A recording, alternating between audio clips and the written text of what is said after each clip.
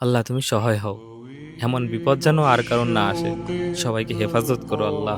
আমার এই গরুটা প্রেগনেন্ট ছিল। আর হয়তো ১০ থেকে ১৫ দিনের মধ্যে বাচ্চা ডেলিভারি দিবে। কিন্তু হঠাৎ ১৫ দিন আগেই ওর পাতলা পায়খানা হয়। তেমন চিন্তার বিষয় ছিল না। যখন দেখি আর একদিন পার হয়ে গেছে, পেট ফুলে ওঠে। তখন বিষয়টা নিয়ে চিন্তায় পড়ে যাই। সাথে, সাথে ডাক্তার আনি। আনার পরে ডাক্তার দেখে, ট্রিটমেন্ট করে এবং কিছু ওষুধ দেয়। সে ওষুধগুলো খাওয়াতে থাকি। এইভাবে ২ দিন গেল। ৩ দিনের দিন আরো বিপজ্জনক হয়ে উঠল। তখন আবার বাসায় ডাক্তার এনে তাকে দেখানো হয়। ভাবতেছিলাম যে হয়তো ঠিক হয়ে যাবে, হয়তো ঠিক হয়ে যাবে। সাধারণ একটা বিষয় ছিল। পাতলা পায়খানা হইছে, সেখান থেকে হালকা করে পেট ফুলে উঠছে। কিন্তু সেই সাধারণ থেকে আজকে যে তার জীবনটাই চলে যাবে, এটা আমরা কেউ বুঝতে পারি নাই। ৭-৮ দিন পার হওয়ার পরও শরীর আরো বিপজ্জনক হয়ে ওঠে। তখন আমরা যে যাই বলে সেটাই করতেছিলাম। মাটি ভরা থেকে শুরু করে হুজুরের থেকে তেল পড়া, পানি পড়া সব ধরনের ট্রিটমেন্ট তাকে চালিয়েছি। কিন্তু কোনোটাই কোনো কাজ হয় নাই। এতভাবে চেষ্টা করেছি ওকে বাঁচিয়ে রাখার, পারলাম না। এই ১৫টা দিন বাচ্চা পেটে নিয়ে ও যে কত কষ্ট সহ্য করেছে সেটা দেখে আমরা আর সহ্য করতে পারি নাই। দাঁড়িয়ে থাকতে, থাকতে ওর এই ১৫টা দিন গেছে। যদি একবার সুতো হাঁপাইতো এত পরিমাণ যেটা দেখার মতো ছিল না। বাচ্চা পেটে ছটফট করতেছে এমন অবস্থায় ও মারা গেছে।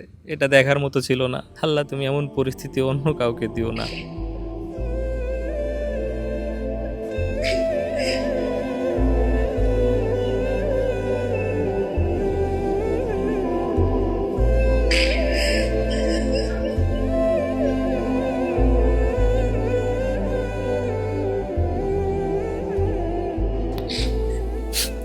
তারপর আমরা সিদ্ধান্ত নিই মারাই যেহেতু গেল, বাচ্চাটাও বের করতে পারলাম না, ওকেও রাখতে পারলাম না।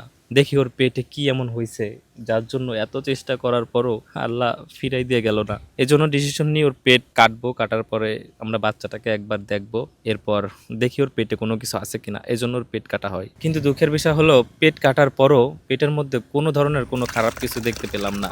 তবে ১৫ দিন আগে যে খাবারটা খেয়েছিল সেই সব খাবার ওই পেটের মধ্যে থেকেছিল, যার জন্য ওই খাবারটায় গ্যাস হতে হতো ওর এত পরিমাণ গ্যাসে চাপ দিছে যেটা আর দম যা ছাড়তে পারি খাইছে নাই। তাই রইছে। আমরা অনেকভাবে চেষ্টা করেছি যে পেটের মধ্যে দেখি কোনো খারাপ কিছু আটকে আছে কিনা, খাবারের নালীতে কোনো কিছু আটকে আছে কিনা, কিন্তু কোনো ধরনের কোনো কিছু আমরা পাই নাই। এই খাবারটা ১৫ দিন আগের খাবার, যেটা ১৫ দিন আগে খাইছে কিন্তু এখনো পর্যন্ত পেট থেকে বেরোইতে পারে নাই, যার জন্য পেটের মধ্যে একটা বিষাক্ত গ্যাসের উৎপাদন হয়েছে। আর ওই গ্যাসের কারণে পেট এবং ভুঁড়ি দুইটাই আরো ড্যামেজ হয়ে গেছে। আপনারা অনেকে বলতে পারেন ভাই হজমের জন্য এই ওষুধ দিতেন, গ্যাসের জন্য এই ওষুধ দিতেন। ভাই ওষুধ দিতে আর কোনো কিছু বাকি দিই নাই এই ১৫ দিনে, কিন্তু তারপরও তাকে বাঁচাইতে পারলাম না। আসলে বাঁচানোর মালিক একমাত্রই আল্লাহ। হাজারটা রোগ নিয়ে অনেক গরু, ছাগল, হাঁস, মুরগি, মানুষ এখনো পর্যন্ত বেঁচে আছে।